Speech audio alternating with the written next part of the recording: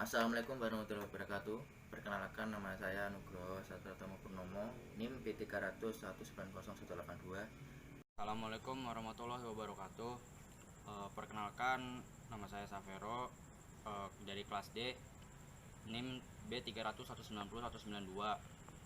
Assalamualaikum warahmatullahi wabarakatuh. Saya Ali Fahmi Fatur Rahman, kelas D, NIM B300190197. Yang pertama, kami akan mempresentasikan bab 2 tentang kedudukan akal dan wahyu dalam Islam.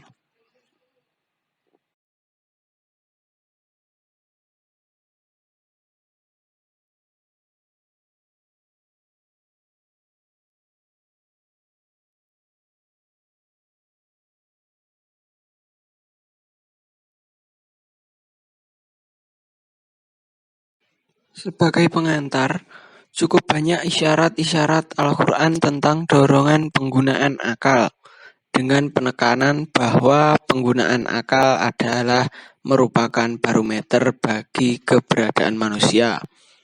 Manusia yang tidak menggunakan akal yang terdiri dari daya pikir dan qalbu, maka hilanglah ciri dan sifat kemanusiaannya.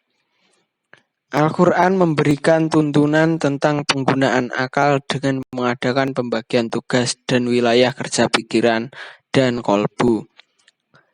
Daya pikir manusia menjangkau wilayah fisik dan masalah-masalah yang relatif, sedangkan qalbunya memiliki ketajaman untuk menangkap makna-makna yang bersifat metafisik dan mutlak.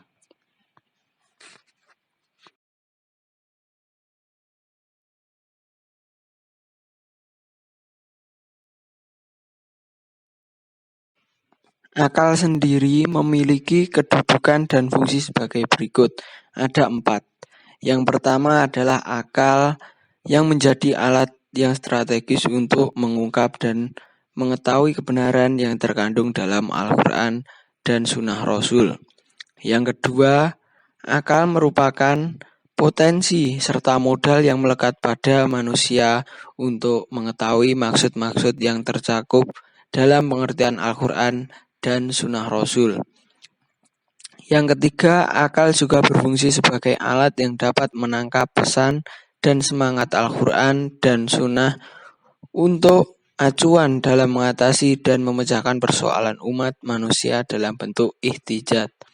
Yang keempat, akal juga berfungsi untuk menjabarkan pesan Al-Quran dan Sunnah dalam kaitannya dengan fungsi manusia sebagai khalifah Allah atau pemimpin Allah untuk mengelola dan memakmurkan bumi seisinya.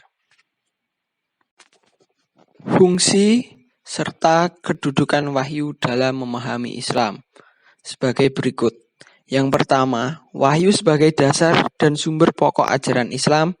Seluruh pemahaman dan pengalaman ajaran Islam harus dirujukkan kepada Al-Quran dan Sunnah. Dengan demikian dapat dipahami bahwa pemahaman dan pengalaman ajaran Islam tanpa merujuk kepada Al-Quran dan Al-Sunnah adalah tidak dapat dibenarkan. Yang kedua, wahyu sebagai landasan etik. Karena wahyu itu akan dapat berfungsi bila akal difungsikan untuk memahami. Maka akal sebagai alat untuk memahami Islam atau wahyu harus dibimbing oleh wahyu itu sendiri, agar hasil pemahamannya benar dan pengalamannya pun menjadi benar. Akal tidak boleh menyimpang dari prinsip-prinsip etik yang diajarkan oleh wahyu. Kemudian, kebenaran akal. Akal bersifat tentatif, temporal, dan relatif, sehingga hasil kerja akan diperlukan adanya koreksi, perubahan, dan penyempurnaan secara terus-menerus. Oleh karenanya, taklid buta terhadap hasil pemikiran seseorang atau ulama dalam memahami Islam termasuk perbuatan yang dihindarkan dalam Islam. Kebenaran wahyu. Al-Quran langsung ditulis semasa wahyu itu diturunkan dan dibukukan di masa awal Islam, hanya beberapa waktu setelah Rasul wafat. atau pada masa Khalifah Abu Bakar, sedangkan Al-Hadis atau Al-Sunnah baru dibukukan pada abad kedua Hijriyah atau pada masa Khalifah Umar bin Abdul Aziz. Bagaimana nilai kebenaran wahyu tersebut? Nilai kebenaran wahyu adalah mutlak. Wahyu sebagai firman Allah yang disampaikan kepada Nabi atau Rasulullah baik secara lafzi atau secara langsung berupa Al-Quran maupun secara maknawi maupun irsyadi atau secara tidak langsung berupa Al-Hadis atau Al-Sunnah. Atas dasar itu, Islam mengajarkan untuk memahami dan mengamalkan dinul Islam dengan rujukan yang jelas, dengan cara ijtihad atau minimal ittiba, dan melarang bertaklid, ijtihad atau mencurahkan segala kemampuan akal untuk memahami wahyu dengan bimbingan, niat ibadah dan ikhlas lillahi ta'ala, dan didukung dengan perangkat dan persyaratan yang memadai. Sedangkan ittiba adalah mengikuti hasil pemikiran atau pendapat orang lain dengan berusaha kritis dan memahami dasar dalilnya. Sementara taklid adalah mengikuti pendapat hasil pemikiran orang lain secara membabi buta, memutlakan kebenaran yang relatif, atau taklid adalah tidak dibenarkan, sebagaimana tidak dibenarkannya merelatifkan atau bahkan menentang kebenaran yang mutlak, atau ilhad atau inkar.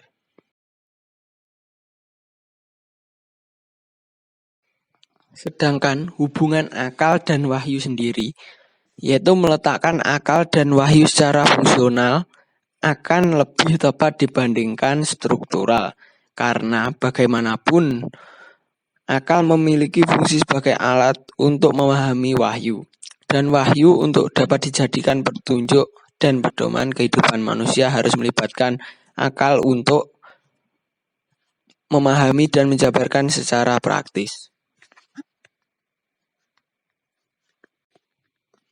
Setiap hari orang harus melihat wajahnya di muka cermin. Jika merasa wajahnya jelek, jangan berbuat kejelekan agar tidak terhimpun padanya dua kejelekan.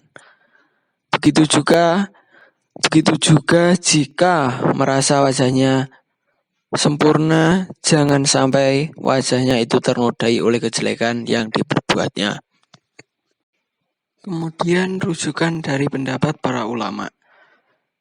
Yang pertama, Imam Ahmad mengatakan akal itu adalah naluri, hikmah adalah kecerdasan, ilmu adalah sima, yang didasarkan atas apa yang didengar. Mencintai dunia adalah hawa, dan zuhud terhadap dunia adalah memelihara diri atau ifaf. Kemudian dari Ibnu Taimiyah dan muridnya Qayyim al-Jauziyah, keduanya menolak sikap tunduk secara buta terhadap wahyu. Kepercayaannya berbentuk tahayul dan kepatuhan yang anti kritik. Kemudian Ibnu Taimiyah tidak mengakui adanya pertentangan antara akal dan wahyu. Maka ia melihat itu hanya karena pengetahuan tentang wahyu yang tidak jelas dan pengetahuan akal yang salah.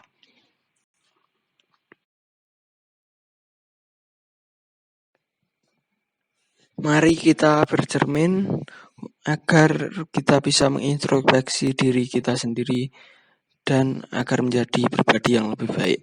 Sekian dari kelompok kami. Wassalamualaikum warahmatullahi wabarakatuh.